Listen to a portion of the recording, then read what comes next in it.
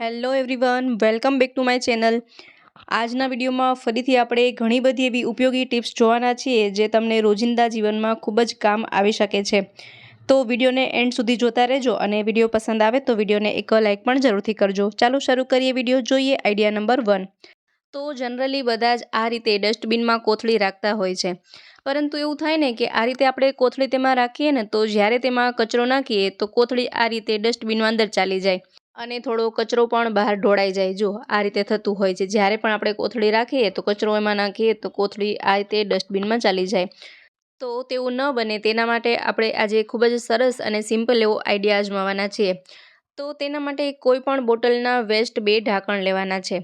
ત્યાર પછી આ રીતે 2 સાઇડેડ ટેપ લઈશું. આ રીતે ડબલ સાઇડેડ ટેપનો એક ટુકડો લઈ અને તેના 2 નાના ટુકડા કરી લઈએ. હવે આ જે 2 ઢાંકણ લીધેલા છે તે ઢાંકણ પર આ રીતે આપણે ડબલ સાઇડેડ ટેપને ચોંટાડી દઈએ અને ડસ્ટબિનમાં બંને બાજુ આ રીતે એક એક ઢાંકણ ચોંટાડી દેવાના છે. જો અહીં મેં જે 2 ઢાંકણ લીધેલા છે તો ડસ્ટબિનની સામે સાઈડે આ રીતે એક એક ઢાંકણને ચોંટાડી દીધેલા છે. હવે ત્યાર પછી આપણે જે કોથળી રાખીએ તો આ રીતે કોથળીનો જે હેન્ડલવાળો પાર્ટ હોય તેને ઢાંકણમાં આ રીતે પરોવી દેવાનું છે, આ રીતે રાખી દેવાનું છે. તો એક લોક બની જશે. જુઓ, હવે તમે જ્યારે પણ આ કોથળીમાં કચરો નાખશો તો તમે જોઈ શકશો કે આ જે કોથળીના 2 હેન્ડલ છે તે અહીંથી ઢાંકણવાળા પાર્ટથી લોક થઈ જશે, જેથી કે કોથળીના હેન્ડલ નીકળશે નહીં અને કોથળી વારંવાર ડસ્ટબિનમાં નહીં ચાલી જાય અને વ્યવસ્થિત રીતે આપણે તેમાં કચરો ભરી શકાય છે. તો આ ખૂબ જ યુઝફુલ આઈડિયા છે. તો જરૂરથી તમે આ રીતે ડસ્ટબિનમાં ઢાંકણ લગાવી આ આઈડિયાનો ઉપયોગ કરી શકો છો. ખૂબ જ બેસ્ટ આઈડિયા છે. આઈ હોપ કે આ આઈડિયા તમને પસંદ આવ્યો હશે. હવે જોઈએ નેક્સ્ટ આઈડિયા. તો ઘણી વખત આપણે જે આ ક્લોથ ક્લિપ હોય, કપડાં સૂકવવાના જે આ ચીપિયા હોય તેમાં કાટ લાગી જતો હોય છે. તેની જે આ સ્પ્રિંગ હોય તેમાં કાટ લાગી જાય, જેને કારણે શું થાય કે ઘણી વખત કપડાં સૂકવ્યા હોય તો કપડાં આ ચીપટામાં ફસાઈ જાય તો કપડાં પણ આપણા બગડે છે, કાટવાળા થઈ જાય છે. તો તેના માટે તમે આ સરસ અને સરળ એવો ઉપયોગ કરી શકો. આપણે કોઈ પણ નેલ પોલિશ લેવાની છે અને ચીપિયામાં જ્યાં આ રીતે કાટવાળો પાર્ટ છે, સ્પ્રિંગમાં કાટ લાગી ગયો હોય ત્યાં નેલ પોલિશને લગાવી દઈએ. જેથી શું થશે કે આમાં જે કાટવાળો પાર્ટ છે ત્યાં એક કોટિંગ મળી જશે, કોટિંગ લાગી જશે, જેનાથી કપડાં કદાચ ચીપટામાં વીંટળાય તો પણ તે કાટવાળા નહીં થાય અને કપડાંને તમે સુરક્ષિત રાખી શકો છો. તો જે પણ ચીપિયામાં, જે પણ ક્લોથ ક્લિપમાં કાટ લાગી જાય આ રીતે સ્પ્રિંગમાં, તો તમે કોઈ પણ નેલ પોલિશ હોય તે લગાડી શકો છો. જુઓ, આ પણ એક ખૂબ જ બેસ્ટ અને ખૂબ જ યુઝફુલ આઈડિયા છે. હવે જોઈએ નેક્સ્ટ આઈડિયા. તો જ્યારે પણ આપણે આ રીતે લીલી મરચી લાવીએ તો થોડા જ દિવસમાં તે સુકાઈ જાય છે, કંઈક આ રીતની થઈ જાય છે. તો આ મરચીને પણ આપણે લાંબા સમય સુધી ફ્રેશ ને ફ્રેશ, ગ્રીન ને ગ્રીન કઈ રીતે રાખી શકાય તે આઈડિયા જોવાના છે. તો પહેલાં તો બધી જ મરચીને આ રીતે આપણે કલેક્ટ કરી લેવાની અને તેના પર એક રબડ લગાવી દઈએ. આ રીતે રબડ લગાડી દેવાનું છે અને બધી જ મરચીને એકસાથે આ રીતે બંડલ વાળી લઈએ. જો હવે શું કરવાનું છે કે આપણે કોઈ પણ એક તમે ગ્લાસ લઈ શકો અથવા તો કોઈ પણ બાઉલ અથવા તો આ રીતે કપ હોય તો કપ પણ લઈ શકાય. તેમાં થોડું પાણી ઉમેરીએ અને આ જે મરચાંનો ડીટાવાળો પાર્ટ છે તેને આપણે આ રીતે પાણીમાં બોળીને રાખવાનું છે. આ મરચાંના ડીટિયા પાણીમાં આ રીતે રહેશે ને તો મરચાં લાંબા સમય સુધી ફ્રેશ ને ફ્રેશ રહેશે અને સુકાશે નહીં. હવે તેમાં જ આપણે એક આઈડિયા જોઈ લઈએ કે જ્યારે આ રીતની લીલી મરચી, તીખી મરચી આપણે જ્યારે સમારીએ ને તો હાથમાં આપણા બળવા લાગે છે, બળતરા થાય. તો તેના માટે તમે આ સિમ્પલ એવો આઈડિયા કરી શકો. આ રીતની કોઈ પ્લાસ્ટિકની ચમચી હોય, પ્લાસ્ટિકની સ્પૂન હોય કે વુડની સ્પૂન હોય તે લઈ શકાય અને તે રાખી અને તેના પર રબર લગાવી ત્યાર પછી તમે ગમે તેટલા તીખા મરચાં પણ સમારશો ને તો હાથ જરા પણ બળવાના નથી, જરા પણ બળતરા નહીં થાય. જ્યારે આ રીતે મરચી હાથેથી સમારીએ ને પછી એ હાથ આંખ પર કે મોઢા પર ક્યાંય અડે તો આપણે મોઢા પર પણ બળતરા થવા લાગતી હોય છે, પરંતુ આ આઈડિયાનો યુઝ કરવાથી તે પ્રોબ્લેમ નહીં થાય. હવે જોઈએ નેક્સ્ટ આઈડિયા. તો ઘણી વખત ઘરમાં આવી જૂની બંગડી હોય છે તો તેનો તમે હેન્ડલ તરીકે પણ ઉપયોગ કરી શકો. આ રીતે હૂકમાં આમ લગાવી દઈએ તો ત્યાર પછી તમે કોઈ પણ ચશ્મા વગેરે તેમાં ટીંગાડી શકો છો અથવા તો કોઈ પણ વસ્તુને તમે હેંગ કરી અને રાખી શકો છો. તો નકામી બંગડીનો આ રીતે પણ સારો એવો ઉપયોગ થઈ શકે છે. હવે જોઈ લઈએ નેક્સ્ટ આઈડિયા. તો જ્યારે પણ આપણે મગફળીના દાણાને શેકીએ ત્યાર પછી તેના આ રીતે ફોતરા કાઢીએ તો આ ફોતરા આમ તેમ ઉડવા લાગે અને ઘરમાં બધે જ કચરો થાય. તો આ ફોતરાને તમે સહેલાઈથી કઈ રીતે કાઢી શકો એ આઈડિયા જોવાના છીએ. તો તેના માટે તમે આ રીતે તળવાનો જારો ઉપયોગમાં લઈ શકો. આ રીતે જારાની મદદથી મગફળીના દાણા અને ફોતરાને અલગ કરી શકાય છે. જો તમે જોઈ શકો છો કે આ રીતે ફોતરા બધા જ છે તે વાસણમાં રહી જાય છે અને ફક્ત મગફળીના દાણા જ છે તે જારામાં આવે છે. તો આ રીતે જારાથી મગફળીના ફોતરા કાઢવાથી શું થાય કે ઘરમાં આમ તેમ કચરો પણ નહીં થાય અને ફોતરા આમ તેમ ઉડશે પણ નહીં અને વ્યવસ્થિત રીતે તમે આ રીતે મગફળીના દાણામાંથી ફોતરા અલગ કરી શકો છો. તો આ પણ એક ખૂબ જ બેસ્ટ એવો આઈડિયા છે. જ્યારે પણ મગફળીના દાણા શેકો તમે આ આઈડિયાનો ઉપયોગ કરી શકો છો. ચાલો જોઈ લઈએ નેક્સ્ટ આઈડિયા. તો ઘણી વખત આપણે ઘરમાં ગુલાબજાંબુ કે રસગુલ્લા વગેરે લાવતા હોઈએ તો તેની ચાસણી વધતી જ હોય છે. તો આપણને એમ થાય કે હવે આ ચાસણીનું કરવું શું, અને ચાસણી ફ્રીજમાં પણ પડી રહે તો સ્પેસ રોકી રાખે છે. તો હવે આ રીતે આ ચાસણીનો તમે ખૂબ સારો એવો ઉપયોગ કરી શકો છો. તો અહીં આપણે એક મોટું વાસણ લઈશું અને આ ચાસણી જે પણ હોય, ગુલાબજાંબુની ચાસણી હોય કે રસગુલ્લાની ચાસણી હોય, તેને આ રીતે ગાળી અને મોટા વાસણમાં કાઢી લઈએ. મેં અહીં રસગુલ્લાની ચાસણી લીધેલી છે અને તેમાં રસગુલ્લાના પાર્ટિકલ્સ હોય તેટલા માટે તેને મેં ગાળી લીધેલી છે. હવે આપણે તેને ગેસ પર ગરમ થવા માટે રાખીએ અને તેને થોડી ઉકાળીએ. આ રીતે જો ગોળની ચાસણી વધી હોય તો તેનો પણ આ રીતે ઉપયોગ કરી શકો છો. રસગુલ્લા અને ગુલાબજાંબુમાં ખાંડની ચાસણી જ આવતી હોય છે અને અહીં મેં રસગુલ્લાની ચાસણી લીધેલી છે તો તે વધારે થોડીક પાતળી આવતી હોય છે. તો અહીં આપણે એક તારની ચાસણી બનાવવાની છે. હવે આ ચાસણી ઉકળે ત્યાં સુધી આપણે આમાં બીજી પ્રોસેસ કરી લઈએ. તો તેના માટે ફરીથી મેં અહીં એક વાટકી મગફળીના દાણા લીધેલા છે. હવે આ મગફળીના દાણાને આપણે સારી રીતે શેકી લઈએ. આ રીતે મગફળીના દાણાને રોસ્ટ કરવાથી આમાં જે પણ મોઇશ્ચર હશે તે બધું જ નીકળી જશે અને દાણા એકદમ ડ્રાય થઈ જશે. હવે આપણે આગળ બતાવેલી રીત પ્રમાણે મગફળીના દાણામાંથી ફોતરા કાઢી લઈએ. ત્યાર પછી તેને મિક્સર જારમાં એડ કરી અને તેનો ભૂકો કરી લઈએ. પરંતુ અહીં આપણે એકદમ પાવડર જેવો ભૂકો નથી કરવાનો, તે માટે મિક્સરને આપણે રિવર્સમાં ચલાવીશું. આ રીતે થોડું ચાલુ બંધ કરવાનું. આ રીતે ચાલુ કરી અને ફરી બંધ કરી દઈએ તો એક કરકરો ભૂકો રેડી થઈ જશે. તો આ રીતે કંઈક કરકરો ભૂકો રેડી કરવાનો છે. એકદમ પાવડર ફોર્મમાં તેને કન્વર્ટ નથી કરી દેવાનો. જુઓ, તો હવે એક વાસણમાં આ કરકરો ભૂકો કાઢી લઈએ. ત્યાં સુધીમાં આ ચાસણી પણ ઘટ બની ગઈ છે. આ રીતે તેને ચેક કરી શકાય. જુઓ, તો અહીં ચાસણી સરસ રીતે ઉકળી ગઈ છે અને એક તારની ચાસણી રેડી છે કે નહીં તેને આ રીતે આપણે તપાસી શકાય. જો આ રીતે ચાસણીવાળો હાથ કરી અને આ રીતે જો તેમાંથી તાર થાય અને આ તાર તૂટે નહીં તો સમજવાનું કે એક તારની ચાસણી રેડી છે. અહીં એક તાર થઈ રહ્યો છે તો આટલી ચાસણી રેડી કરવાની છે.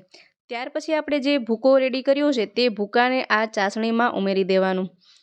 આ રીતે તેને મિક્સ કરી લઈએ. થોડી જ વારમાં ફરીથી એકદમ ઘટ મિશ્રણ રેડી થઈ જશે. હવે આમાં તમે ટોપરાનું ખમણ પણ ઉમેરી શકો છો અથવા તો ફક્ત આ રીતે મગફળીના દાણાથી પણ બનાવી શકાય છે. ત્યાર પછી મેં અહીં એલચીનો પાવડર લીધેલો છે. આ એલચીનો પાવડર પણ આપણે હોમમેડ ઘરે જ બનાવેલો છે. તેનો પણ વિડીયો મેં અગાઉ શેર કર્યો છે તો તે પણ તમે જોઈ શકો છો. ત્યાર પછી આ રેસીપીમાં થોડી શાઇનિંગ આપવા માટે મેં થોડું ઘી ઉમેર્યું છે. અહીં આપણે ઘીનો ખૂબ જ ઓછા પ્રમાણમાં ઉપયોગ કરવાનો છે. ફક્ત આ રેસીપીમાં શાઇનિંગ આવે તે માટે જ આપણે અહીં ઘી ઉમેર્યું છે. જો, તો થોડી જ વારમાં આ મિશ્રણ એકદમ ઘટ બની જાય છે. જુઓ, તો અહીં આ માંડવી પાક બનીને રેડી છે. ત્યાર પછી આપણે એક થાળી લઈશું અથવા કોઈ પણ મોટું વાસણ લઈ શકાય અને તેમાં સ્પેચ્યુલાની મદદથી આ રીતે તેલ સ્પ્રેડ કરી લઈએ. હવે આ જે માંડવી પાક બનાવ્યો છે તે બધું જ મિશ્રણ થાળીમાં આ રીતે આપણે પાથરી લઈએ.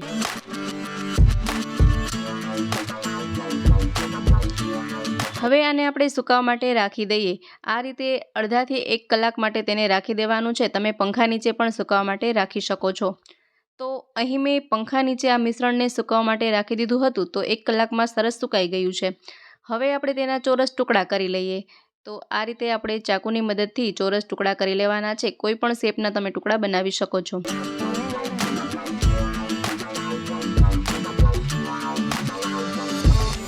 ત્યાર પછી તેને આ રીતે કાઢી લઈએ. એકદમ સોફ્ટ માંડવી પાક બનીને રેડી થઈ ગયો છે. જુઓ, મોઢામાં મૂકતા જ ઓગળી જાય એવો અહીં માંડવી પાક બની ગયો છે. એકદમ સોફ્ટ બન્યો છે. જુઓ, આ રીતે તમે ચાકુની મદદથી કાઢી શકો અથવા તો જો ચાકુથી કાઢતા તૂટી જતો હોય તો આ રીતે તાવીથાથી પણ તમે આ ચોસલા કાઢી શકો.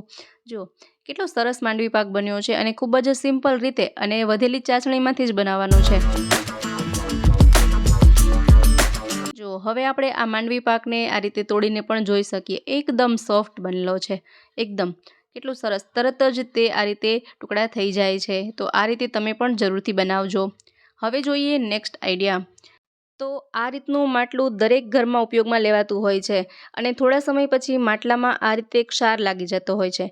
ઘણા લોકો આ માટલાને સાબુથી ઉટકતા હોય તો તેને કારણે પણ આ રીતે વ્હાઇટ વ્હાઇટ ધબ્બા થઈ જતા હોય છે.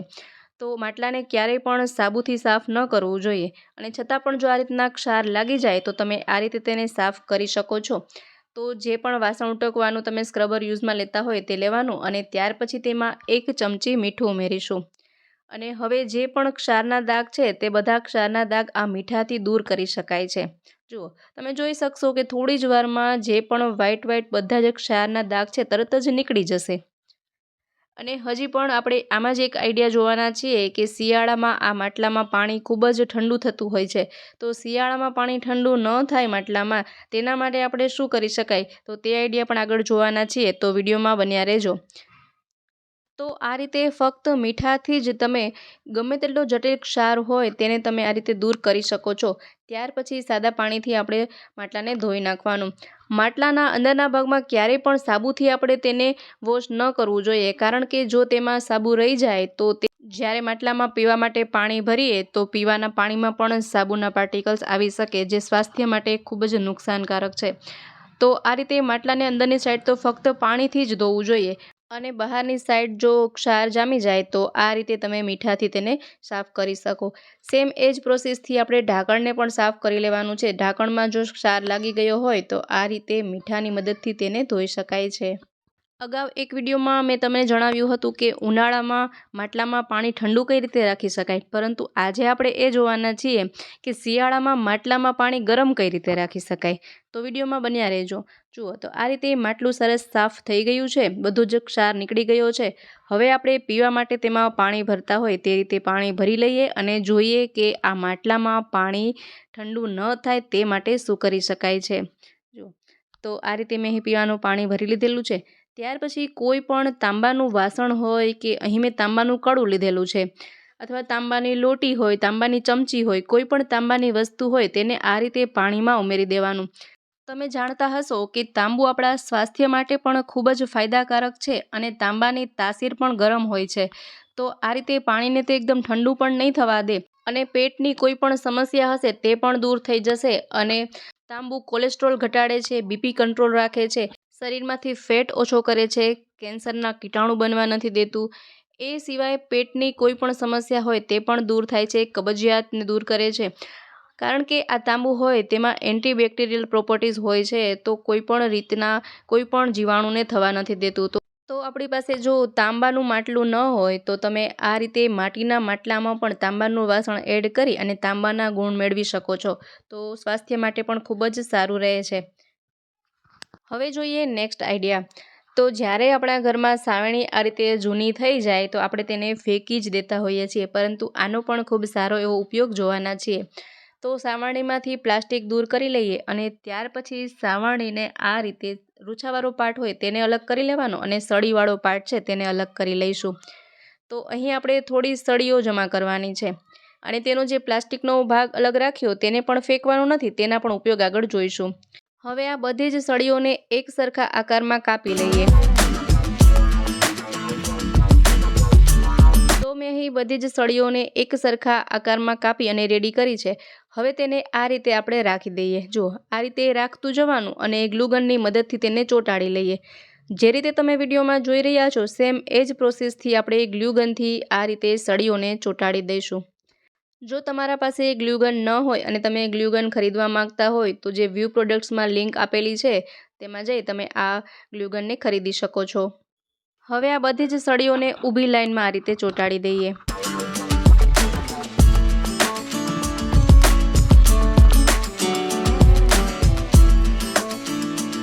હવે આમાંથી જે પણ નાની મોટી સળીઓ છે તેને આ રીતે કાપી અને એક સરખા આકારમાં રેડી કરી લઈએ. ત્યાર પછી આપણે સાવરણીમાંથી આ પ્લાસ્ટિકનો પાર્ટ દૂર કરી દીધેલો હતો તેનો ઉપયોગ જોઈએ. તો તેને અહીંથી આપણે કટ કરવાનું છે. તો માર્કરથી માર્ક લગાવી આટલો પાર્ટ કટ કરી લઈએ. બીજો પાર્ટ પણ ફેંકી નથી દેવાનો. આવતા વિડીયોમાં હું તમને તેનો ઉપયોગ પણ જરૂરથી જણાવીશ. તો અહીં આપણે એક પાર્ટનો ઉપયોગ કરવાનો છે, બીજો પાર્ટ રાખી દઈએ. ત્યાર પછી મેં અહીં સાડીની લેસ પટ્ટી લીધેલી છે. હવે આ લેસ પટ્ટીને આપણે આ પ્લાસ્ટિકના પાર્ટ પર ચોંટાડવાની છે. તો તેના માટે પણ ગ્લુગનનો ઉપયોગ કરી અને આ રીતે આ લેસ પટ્ટીને અહીં ચોંટાડી દઈએ. તમે કોઈ પણ લેસ પટ્ટીનો ઉપયોગ કરી શકો છો, અથવા તો લેસ પટ્ટી ન હોય તો આ પ્લાસ્ટિક પાર્ટ પર કલર પણ કરી શકાય.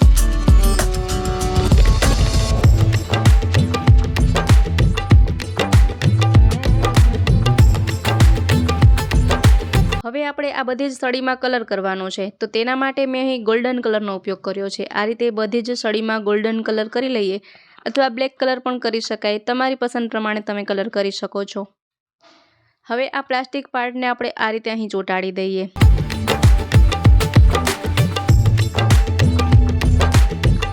ત્યાર પછી મેં અહીં કટ મિરર લીધેલા છે. હવે આપણે જેટલા આ ચોરસ બોક્સ બન્યા છે ત્યાં બધે જ કટ મિરર લગાવી દઈએ. આ કટ મિરર તમે ખરીદવા માંગતા હોય તો તેને પણ મેં વ્યૂ પ્રોડક્ટ્સમાં લિંકમાં આપેલા છે, ત્યાં જઈ તમે તેને ખરીદી શકો છો. અહીં સરસ મજાનું વોલ હેંગિંગ શો પીસ બનીને રેડી થઈ ગયું છે. અહીં તમે આ રીતે આર્ટિફિશિયલ ફ્લાવર રાખી શકો છો, અથવા તો આ રીતે અસલી ફૂલ પણ રાખી શકો છો. ખૂબ જ સરસ લુક આવે છે. જોતાં લાગે જ નહીં કે આપણે આ વેસ્ટ એવી સાવરણીની સળીઓમાંથી બનાવેલું હશે. કેટલું સરસ લાગી રહ્યું છે. તો મિત્રો, આશા રાખું છું આજના દરેક આઈડિયાઝ તમને ખૂબ જ પસંદ આવ્યા હશે. કયા આઈડિયા સૌથી વધુ પસંદ આવ્યા મને કમેન્ટ બોક્સમાં જરૂરથી જણાવજો. સાથે જ વિડીયો પસંદ આવ્યો હોય તો વિડીયોને લાઇક કરજો, શેર કરજો, તેમજ અમારી ચેનલ પર નવા હોય, પહેલી વાર ચેનલ પર વિઝિટ કરી રહ્યા હોય તો ચેનલને સબસ્ક્રાઈબ પણ જરૂરથી કરજો. ફરી મળીએ નવા વિડીયોમાં નવા જ આઈડિયા સાથે. ત્યાં સુધી જોતા રહો આપણી ચેનલ બી ક્રિએટિવ.